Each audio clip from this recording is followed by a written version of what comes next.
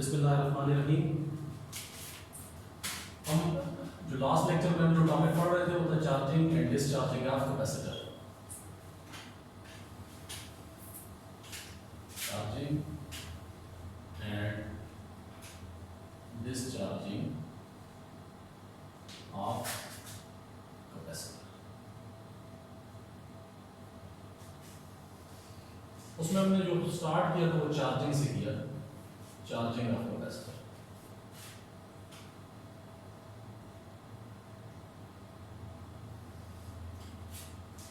Charging of capacitor में जो figure थी हमारे पास वो बैटरी, उसके साथ स्विच था, switch closed.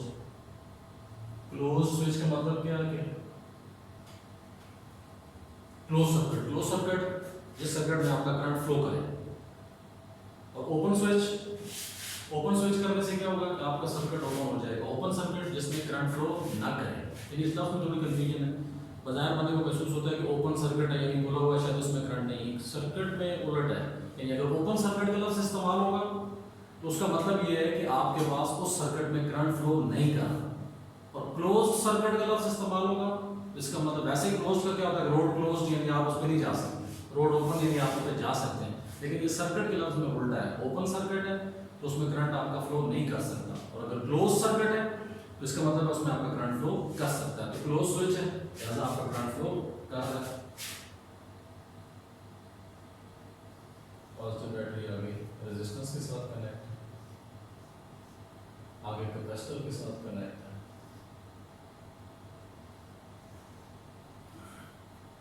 Switch S negative positive. इसमें जो चीज हमने पढ़ी कि जो चार्जिंग है और डिस्चार्ज, चार्जिंग किस चीज पर डिपेंड करती है, आर और सी के प्रोडक्ट पे। आर सी का प्रोडक्ट किसके बराबर है, टी को मैंने प्रूव भी करके आपको बताया लास्ट लेक्चर में। यानी इसका मतलब है आर और सी, इसका अगर प्रोडक्ट लार्ज है तो टी लार्ज है। टी लार्ज का मतलब क्या है कि आपके कैपेसिटर को चार्ज होने में ज्यादा टाइम लग रहा है। ज्यादा टाइम लगने से मुराद क्या है कि आपका कैपेसिटर स्लोली चार्ज हो रहा है।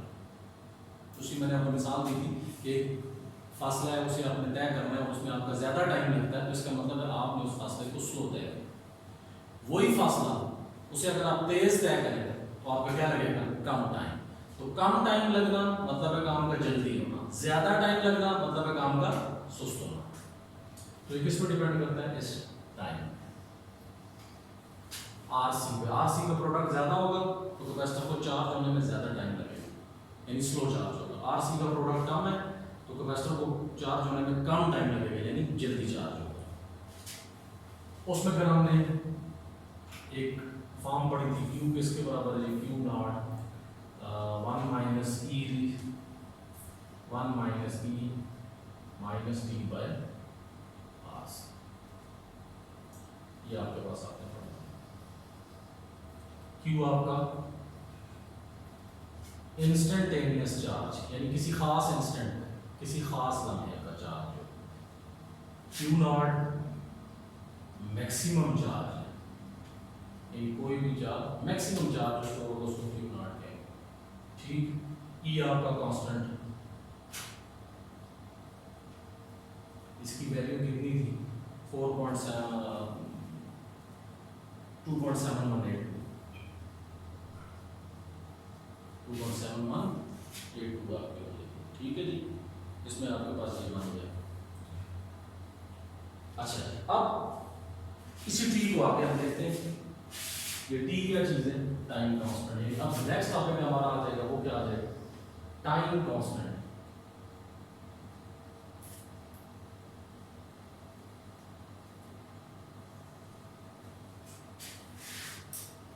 टाइम कांस्टेंट फिर मैं आपको सोचूंगा, पहले पिछले लेक्चर में मैंने आपको व्यू बताया, लेकिन फिर आप देखो एज फ्रॉम ओह्म लॉ।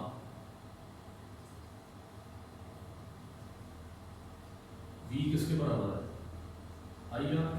आई क्या चीज है, current. V potential difference, R resistance.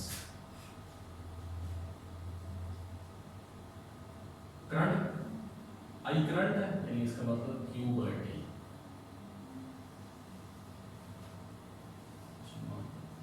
इस आई की वैल्यू को पुट कर देते हैं, पुट इन इक्वेशन 1। तो आपके पास क्या आ जाएगा, आई की जगह क्यू बाई टी साथ आर आ जाएगा। ठीक, इस टी को मैं अगर मल्टीप्लाई करूँ तो क्या बनेगा, v into t by q is equal to r हो जाएगा। This is equation 2। उसके बाद as capacitor equation is Q is equal to c. यहां से हम B को क्रॉस मल्टीप्लाई करके नीचे ले आए तो आपके पास क्या आ जाएगा, C is equal to Q। अब मल्टीप्लाइंग इक्वेशन 2 और 3 हम दोनों इक्वेशंस को आपस में क्या करते हैं, मल्टीप्लाइंग इक्वेशन 2 एंड 3। तो लेफ्ट हैंड साइड से मल्टीप्लाई होकर क्या हो जाएगा, R into C, R C. Right side क्या है, v इंटू टी बाई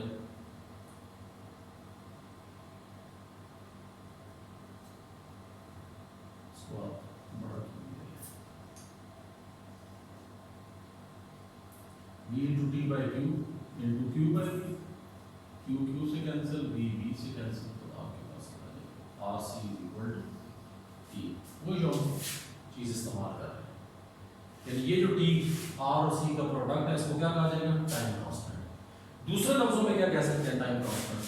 ये टाइम कांस्टेंट बेसिकली है क्या, the time constant is defined as, ये तो चलिए इसकी एक मैथमेटिकल फॉर्म आ गई, इसको अगर डिफाइन करना पड़ जाए उसको किस तरह डिफाइन करेंगे, डिफाइंड एज time required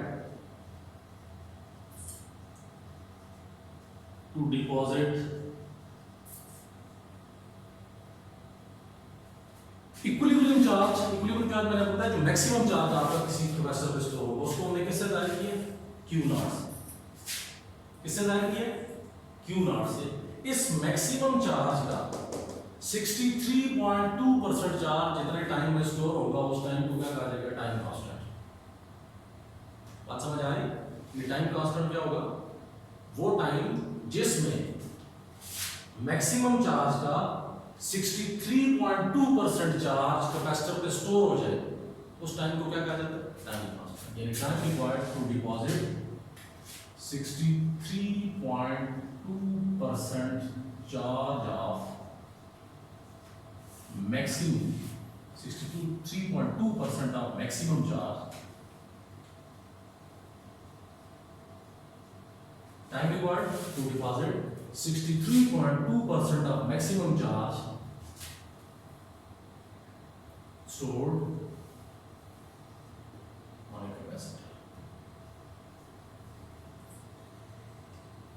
यानी मैक्सिमम चार्ज का 63.2% मैक्सिमम चार्ज का चार्ज स्टोर होगा जितने टाइम में, उस टाइम को क्या कहा जाएगा, टाइम कांस्टेंट कहा जाएगा।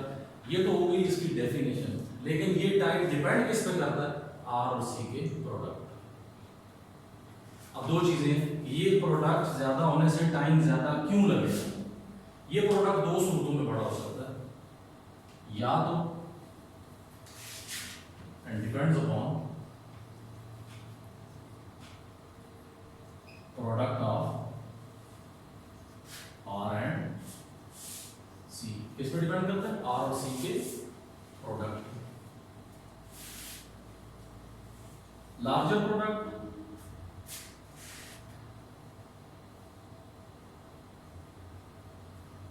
means RC is large, so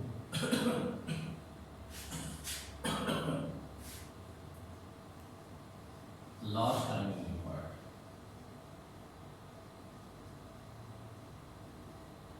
for charge storage, means slow storage, means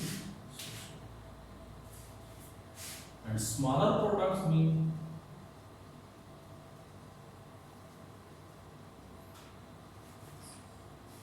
RC is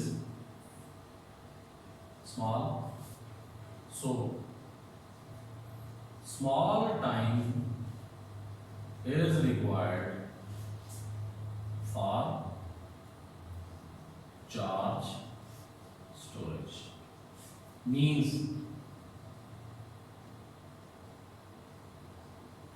capacitor will charge sooner. Capacitor क्या हो जाएंगे, जल्दी आप चार्ज हो जाएगा। इसका मतलब है सारे का सारा किस पर डिपेंड कर रहा है, आरसी। अब सवाल ये पैदा होता है कि इसके प्रोडक्ट के बड़ा होने से टाइम ज्यादा क्यों लगता है। Product of RC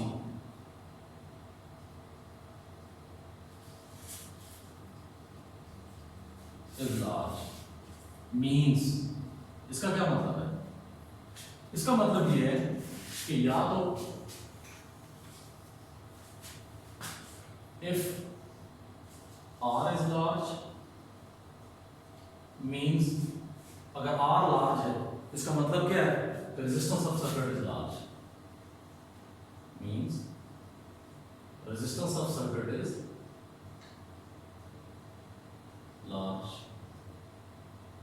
due to which फिर क्या होगा, current will be small, current will be smaller. Current क्या होगा आपका, स्मॉलर होगा। और करंट स्मॉलर होने का मतलब क्या है, so less charge, it means smaller amount of charge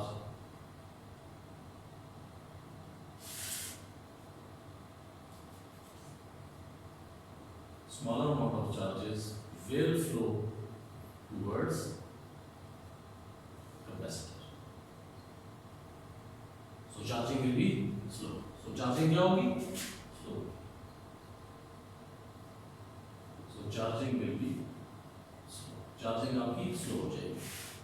और दूसरी सूरत क्या हो सकती है प्रोडक्ट लार्ज होने की, या तो R बड़ा होगा। So if C is large, C mean CA, capacitance is large.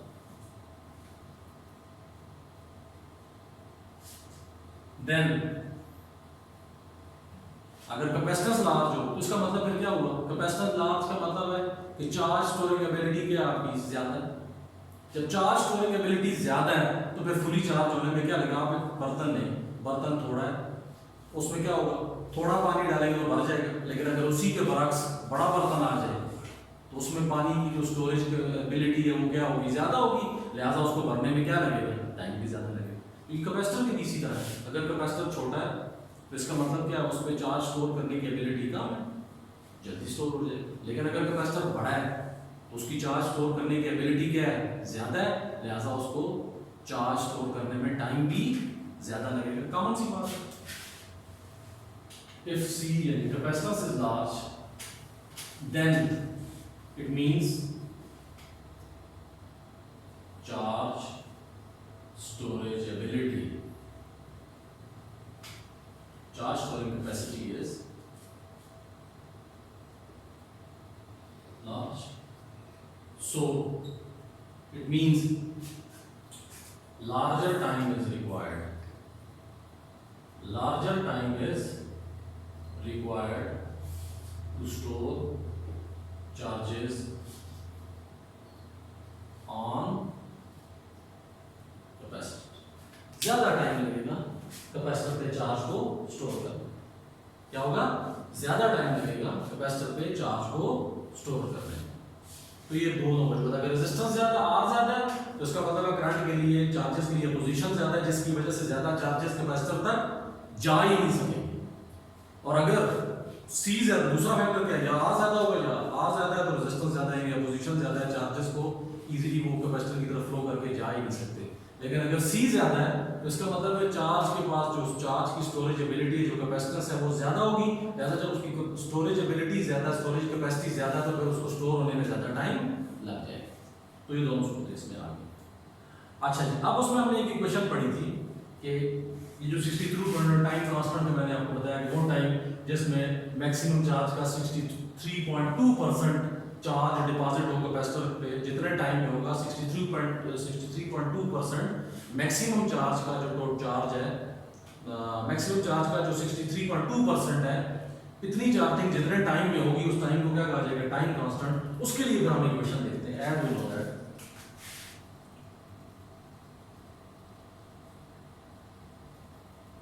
Q किसके बराबर है, Q not 1 minus e t by R सी।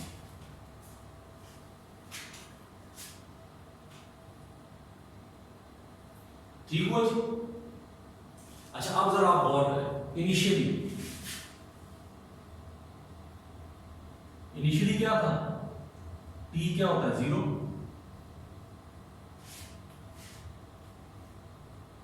आप उसमें अगर टी आपका 0 है, आप यहां पर टी 0 पुट करो, क्यू नॉट 1 माइनस ई की जगह क्या, टी की जगह क्या आ जाएगा 0 over R C. Mathematical rule हमें पता है, जिस चीज की पावर 0 डिवाइडेड बाय दिस 0 हो जाएगा। मैथमेटिकली हमें पता है कि जिस चीज की पावर 0 हो उसको क्या कहते हैं, मान, उस वैल्यू क्या हो जाती है, मान। any quantity having 0 power is equal to 1, काट के क्या हो जाएगा 0। देख लो पहले बात अपन बताया, इनिशियली हमने जो उसमें ग्राफ भी हमने ड्रा किया था, ये था चार्जिंग का ग्राफ।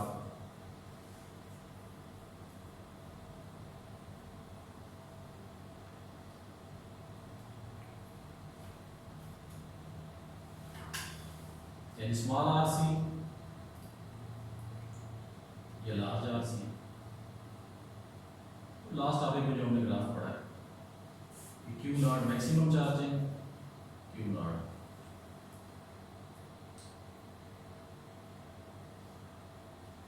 इसको क्या लगा है, स्मॉल आर सी का मतलब स्मॉल टाइम लगा यानी जल्दी चार्ज हो गया। लार्ज आर सी का मतलब क्या है, ज्यादा टाइम लगा यानी देर से चार्ज हुआ। लेकिन इनिशियली क्या था, time t is equal to 0 पे ग्राफ आपका किसके दरमियान था, q और t के दरमियान। इनिशियली जब time t is equal to 0 था तो आपकी चार्जिंग क्या थी, 0 थी। देखिए time t is equal to 0, आपकी इनिशियली चार्जिंग आपकी 0 है। एज टाइम पासेस, जो जो वक्त गुजरता है,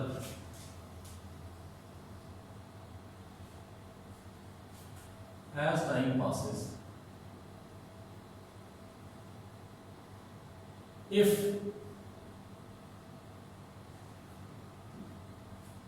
equation 4 है,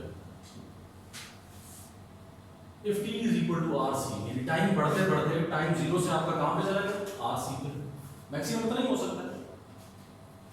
know put value of t in equation, know put value of t in equation 4। q is equal to q not 1 minus e, T की जगह क्या आ जाएगा, आर सी। नीचे पहले से आर सी मौजूद है, आर सी से कट गया, e raised to the power minus 1 है, e raised to the power minus 1 है, पावर क्या हो जाएगा 1 by e। ठीक हो गया जी। 1 by e क्या बना, e की वैल्यू कितनी है आपके पास, आपने वहां से साबित किया 2.71, 2.78 है, 2.72 हो जाएगी, 2.72 हो जाएगी। ये आपकी वैल्यू। अच्छा अब इसको जब आप पूरा सॉल्व करेंगे ना, तो ये आपके पास तकरीबन जो आंसर आ जाएगा वो आ जाएगा Q नॉट 0.632, Q नॉट 0.632।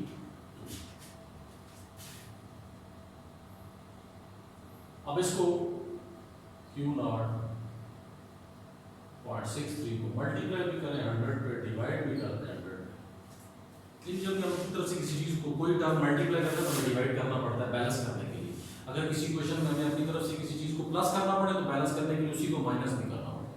तो अगर हम कोई क्वांटिटी प्लस मल्टीप्लाई करते हैं तो बैलेंस करने के लिए हमें डिवाइड भी करना पड़ता है, क्योंकि वो दोनों कट के दोबारा ओरिजिनल टर्म आपके पास वापस आता है। अब अगर आप देखें तो ये क्या होगा, Q is equal to Q not 0.63 into 100 कितना बनेगा आपके पास 63.632 63.2 डिवाइडेड बाय 100। ये आपको याद आना चाहिए कि जो बटा 100 होता है ना डिवाइडेड बाय 100, जब हम उसे हटाते हैं तो क्या आ जाता है आपके पास परसेंटेज का, यानी जब परसेंट हटता है तो डिवाइडेड बाय 100 आ जाता है। जब परसेंट हटता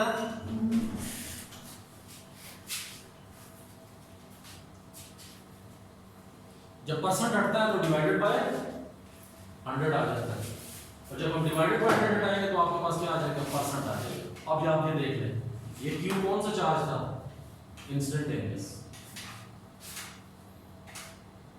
क्या था इंस्टेंटेनियस, और ये क्यू नॉट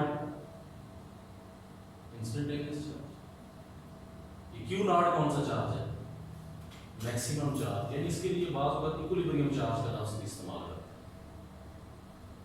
कौन सा इक्विलिब्रियम चार्ज, यानी अब क्या हुआ टाइम कांस्टेंट आपका यहां से वो हमने डेफिनेशन की थी, यहां पे हमने प्रूव कर दिया Q not maximum charge equilibrium charge 63.2%।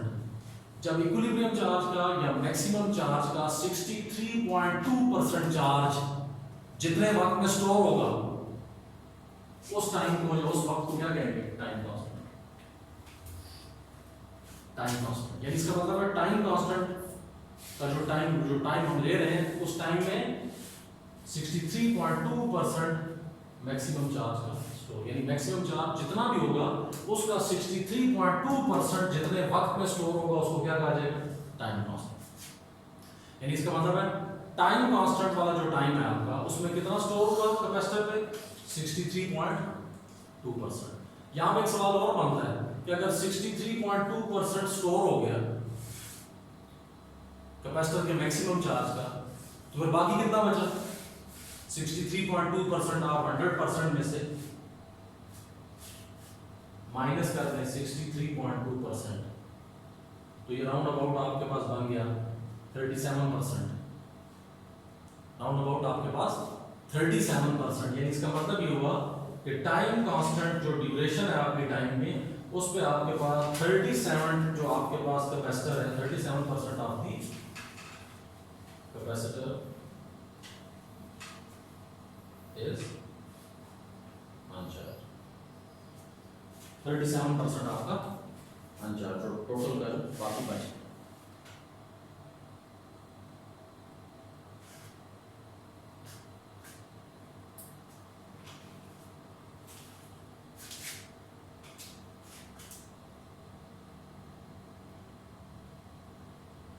37% of the capacitor is remaining.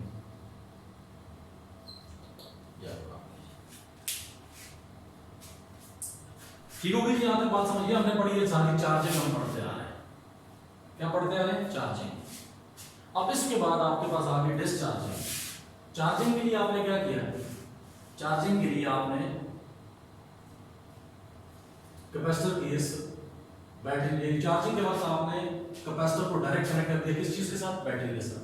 यानी कंटिन्यूसली आपका जो सोर्स ऑफ ईएमएफ है वो चार्जेस को एनर्जी देता जा रहा है और वो चार्जेस उसी एनर्जी की वजह से कैपेसिटर की तरफ जा रहा है। हालांकि कैपेसिटर में मौजूद चार्जेस इनकमिंग चार्जेस के लिए क्या पैदा कर रहे हैं, रिपल्शन पैदा कर रहे हैं, लेकिन इस सोर्स ऑफ ईएमएफ की तरफ से जो एनर्जी मिल रही है, चार्जेस उस एनर्जी ली गई एनर्जी की वजह से या सोर्स ऑफ ईएमएफ की तरफ से दी गई एनर्जी की वजह से उस रिपल्शन को ओवरकम करके कहां तक पहुंच रहे हैं, कैपेसिटर तक पहुंच रहे हैं। और यही एनर्जी जाके चार्जेस के पास फिर जब कैपेसिटर पे पहुंचते हैं तो ये एनर्जी आपके पास चार्जेस के पास पोटेंशियल एनर्जी की फॉर्म में स्टोर हो जाती है। और स्टोर कहाँ पे होती है, कैपेसिटर की प्लेट्स के दरमियान जो इलेक्ट्रिक फील्ड है उसमें, इसको आप इलेक्ट्रिकल पोटेंशियल एनर्जी भी कह सकते हैं।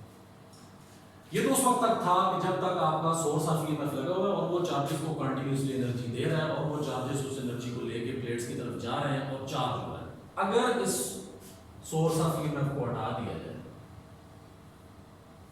सोर्स ऑफ ईएमएफ को हटा दिया जाए, फिर आपके पास ये सर्किट बनेगा। अब आप क्या कर रहे हैं, डिस्चार्जिंग ऑफ कैपेसिटर।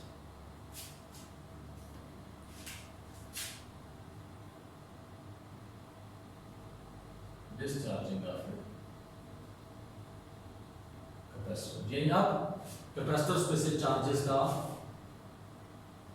उतरना, उसके लिए क्या हुआ कि पहले सोर्स ऑफ ईएमएफ था, source of EMF continuously charges को एनर्जी दे रहा था, जिसके लिए वो प्लेट्स की तरफ कंटिन्यूसली उनका फ्लो जारी था। हालांकि रिपल्शन भी थी, लेकिन उस रिपल्शन के अगेंस्ट भी वो जा रहे थे क्योंकि उन्हें वर्क डन पे हो रहा था। लेकिन अब क्या हो रहा है, अब आपका सोर्स ऑफ ईएमएफ नहीं रहा, यानी इसका मतलब क्या हुआ, इसका मतलब ये हुआ कि आपकी जो पॉजिटिव प्लेट है और नेगेटिव प्लेट है वो इस स्विच के थ्रू डायरेक्ट आपस में कनेक्ट हो गई है। क्या हो गई है, डायरेक्ट आपस में कनेक्ट हो गई है। जो ही ये कनेक्ट हुई तो फिर क्या होगा, फिर ये होगा कि आप ये जो पॉजिटिव चार्जेस हैं पॉजिटिव प्लेट से ये फ्लो करके किधर को जाना शुरू कर देंगे, नेगेटिव प्लेट की तरफ, यानी अपोजिट चार्जेस का फ्लो शुरू हो जाएगा। और ये चार्जेस का जो फ्लो है, ये दोनों अपोजिट चार्जेस एक दूसरे के इफेक्ट को क्या कर देंगे, न्यूट्रलाइज कर देंगे। यानी इसका मतलब है आहिस्ता आहिस्ता जो प्लेट्स पे चार्जेस स्टोर हुए थे वो सारे के सारे क्या होना शुरू हो गए, प्लेट्स पे से हटना शुरू हो गए।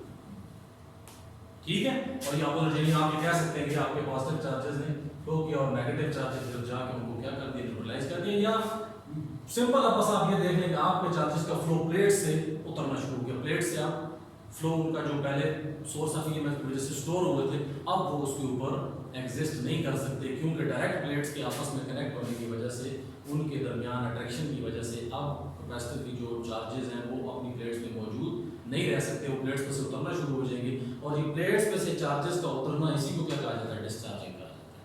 जब प्लेट्स चार्जेस का प्लेट्स को छोड़ना, कैपेसिटर की प्लेट्स को छोड़ना, इसी को क्या कहा जाता है, डिस्चार्जिंग कहा जाता है। अब इसका ग्राफ दिया था,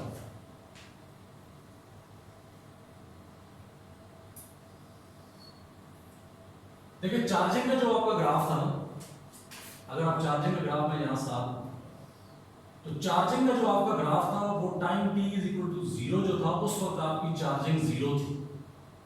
मैंने आपको एक दिन पहले भी बताया कि time t is equal to 0 का मतलब क्या है, time t is equal to 0 बात वक्त बता दिया जाता है कि रेस्ट टाइम है, हर वक्त रेस्ट टाइम नहीं है, ये डिपेंड करता है ऑब्जर्वर पे। अगर ऑब्जर्वर ने फर्स्ट टाइम बॉडी को देखा और बॉडी रेस्ट पे थी तो इसका मतलब ये है कि वही जो रेस्ट टाइम है वो ऑब्जर्वर का time t is equal to 0 है। लेकिन अगर ऑब्जर्वर फर्स्ट टाइम बॉडी को देखता ही किस तरह है, देखता ही कब है, जब वो गाड़ी मोशन में है, जब वो बॉडी मोशन में है, तो इसका मतलब है फिर उसका rest time time t is equal to 0 नहीं होगा। Time t is equal to 0 से मुराद वो टाइम है जिस वक्त ऑब्जर्वर किसी ऑब्जेक्ट को फर्स्ट टाइम देखता है, किसी इवेंट को फर्स्ट टाइम देखता है। मतलब मैं यहाँ पे खड़ा हूँ, मेरे सामने ये दरवाजा, अब मेरे सामने पीछे से बंदा चल के आता है और जब मेरे सामने से गुजरता है फर्स्ट टाइम मैं उसे देखता हूँ वो मोशन में, तो रेस्ट टाइम तो t इज इक्वल टू 0 नहीं हो सकता। Rest time t is equal to 0 हो सकता है, लेकिन अगर मैं किसी बॉडी को देखूं फर्स्ट टाइम और वो रेस्ट पे हो तो फिर ये है कि मेरा time t is equal to 0 rest time है। लेकिन अगर वो मोशन में था मेरे फर्स्ट टाइम देखने में, उस वक्त मेरा time t is equal to 0 उसी वक्त होगा जब मैं किसी ऑब्जेक्ट को फर्स्ट टाइम देखूंगा। तो ये थोड़ा सा time t is equal to 0 वाली बात ज़हन में रखिए। तो ये देख लें time t is equal to 0 था उस वक्त आपकी चार्जिंग, यानी ये चार्जिंग में उस वक्त आपके पास चार्जेस प्लेट्स पे क्या थे, 0 थे। तो आपका ग्राफ क्या था, स्टार्ट होकर ऊपर की तरफ। अब डिस्चार्जिंग के वक्त क्या था, डिस्चार्जिंग के वक्त जब आपने first time battery source of EMF को हटाया तो उस वक्त आपने जब प्लेट्स को देखा तो उस वक्त प्लेट्स क्या थी, फुली चार्ज थी। फुली चार्ज होने का मतलब क्या है, चार्ज आपका कितना होगा, Q0। अब आप जब फर्स्ट टाइम देख रहे हैं उन प्लेट्स को तो प्लेट्स के ऊपर क्या था, मैक्सिमम चार्ज था। मैक्सिमम चार्ज को किससे रिप्रेजेंट करते हैं, Q0 से। यानी जब हमने फर्स्ट टाइम उन प्लेट्स को देखा तो उस वक्त प्लेट्स पे कितना चार्ज था, Q0। तो फर्स्ट टाइम हम जब देखेंगे तो हमारा टाइम कौन सा होगा, t इज इक्वल टू 0। यानी इसका मतलब है हमारे जब ऑब्जर्वर ने फर्स्ट टाइम, हमने फर्स्ट टाइम देखा तो उस वक्त टाइम क्या लेंगे हम, time t is equal to 0, और उस वक्त आपकी कैपेसिटर की जो प्लेट्स थी वो फुली चार्ज थी। ऐसा time t is equal to 0 पे आपका अब आपका graph time t is equal to 0 से शुरू होगा, लेकिन उस वक्त आपकी चार्जिंग क्या है, मैक्सिमम। और उसके बाद आहिस्ता आहिस्ता क्या होगा, अट्रैक्शन की वजह से न्यूट्रलाइजेशन, चार्जेस एक दूसरे को न्यूट्रलाइज करना शुरू करेंगे। लेकिन ये भी किस पे डिपेंड करेगा, ये डिस्चार्जिंग भी डिपेंड करेगी किस चीज पे, R और C के प्रोडक्ट। यानी R और C का प्रोडक्ट मैंने आपको बताया बड़ा है तो टाइम भी ज्यादा होगा, टाइम भी बड़ा होगा। R और C का प्रोडक्ट किसके बराबर है, T के बराबर। R C का प्रोडक्ट बड़ा है, टाइम बड़ा है। टाइम बड़े से मुराद यानी कैपेसिटर चार्ज होने में या डिस्चार्ज होने में ज्यादा टाइम लेगा। ज्यादा टाइम के मुराद स्लो चार्ज। अगर R C का प्रोडक्ट स्मॉल है टी भी स्मॉल है, यानी इसका मतलब है कैपेसिटर चार्ज या डिस्चार्ज होने में स्मॉल टाइम लेगा, यानी जल्दी चार्ज। इसी तरह डिस्चार्ज, और जो कैपेसिटर जल्दी चार्ज होगा वो डिस्चार्ज भी जल्दी होगा, जो देर से चार्ज होगा वो डिस्चार्ज भी देर से होगा। क्यों? ये इस पर डिपेंड करता है आर सी। अब ये क्या हो रहा है, ये देख लो, ये जल्दी डिस्चार्ज होगा, यानी टाइम t इक्वल टू 0, ये q का ग्राफ है, ये t।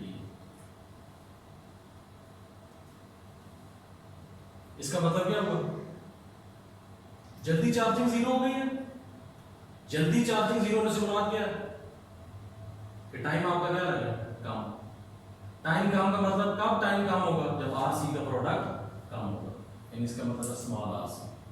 जो जल्दी डिस्चार्ज हुआ है उसका आर और सी का प्रोडक्ट क्या है, स्मॉल। और जो देर से डिस्चार्ज होगा इसका मतलब उसे क्या लगेगा, ज्यादा टाइम। ज्यादा टाइम लगने से मुराद क्या है, आर और सी का प्रोडक्ट लार्ज है। लार्ज आर सी मतलब ज्यादा टाइम लगा किसमें, डिस्चार्ज में। तो जो कैपेसिटर जल्दी डिस्चार्ज होगा, पहले तफसील से बता चुका हूं, जो कैपेसिटर जल्दी चार्ज होगा वो जल्दी चार्ज होने से मुराद कम टाइम लग रहा है, कम टाइम से मुराद आरसी का प्रोडक्ट स्मॉल है। और जो जल्दी चार्ज होगा वो डिस्चार्ज भी जल्दी होगा, डिस्चार्ज जल्दी, स्मॉल आरसी। स्मॉल आरसी का मतलब कम time, small time, small time का मतलब कम टाइम। और लार्ज आरसी देर से डिस्चार्ज होगा, लार्ज आरसी इसका मतलब लार्ज टाइम, लार्ज टाइम का मतलब ज्यादा टाइम। ठीक होगी बात? तो इसका मतलब क्या हुआ, चार्जिंग के लिए सफर जो था वो Q इज इक्वल टू 0 से Q नॉट की तरफ था, और इधर सफर क्या था, Q is equal to Q not initially and then gradually decreases to 0। क्या हो जाएगी, ग्रेजुअली डिक्रीजेस टू 0, 0 की तरफ।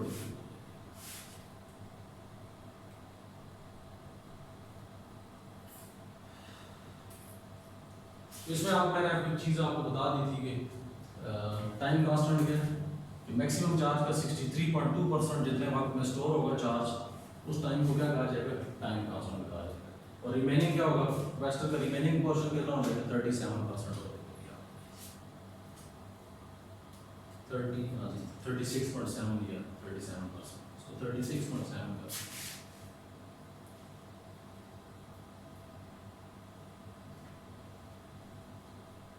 36.7।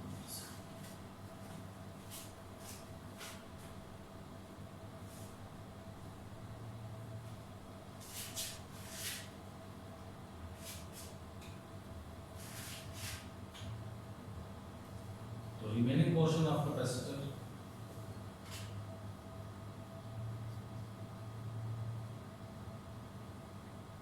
कितना होगा आपके पास, Q is equal to Q not 0.3667, और वही काम जो मैंने आपको पहले बताया कर चुके हैं पहले, इनटू 100 डिवाइडेड बाय 100। तो अपनी तरफ से मल्टीप्लाई करें तो डिवाइड भी करना पड़ेगा, 0.36 100 से मल्टीप्लाई करो, 36.7 डिवाइडेड बाय 100, डिवाइडेड बाय 100 का मतलब बटा 100। तो बटा जब बटे को क्या आ जाता है, परसेंटेज। ये आपका रिमेनिंग पोर्शन। ये चार्जिंग और डिस्चार्ज